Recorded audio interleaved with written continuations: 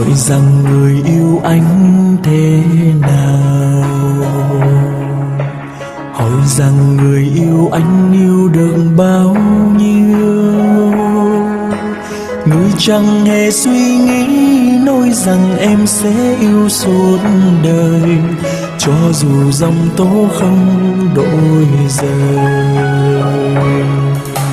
Hỏi rằng ngày mai nếu không anh, hỏi rằng ngày mai đây em sẽ ra sao. Vậy mà người bận không ôm chặt anh, xin anh vào lòng. Muôn đời em chẳng thể nào thiếu anh.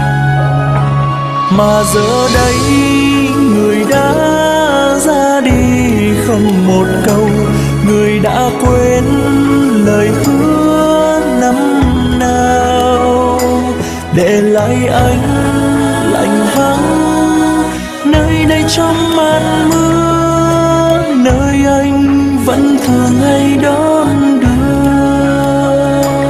Người yêu ơi hãy nói anh đã làm gì sai để cho em phải bỏ ra đi.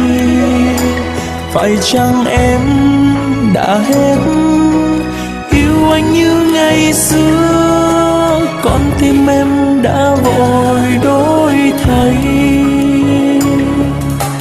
Cuộc đời này có lắm phong ba, còn đường tình yêu thì nhiều ngang trái. Phải làm sao giữ cho tình yêu ở luôn bên mình, đó là bài toán không thể trả lời.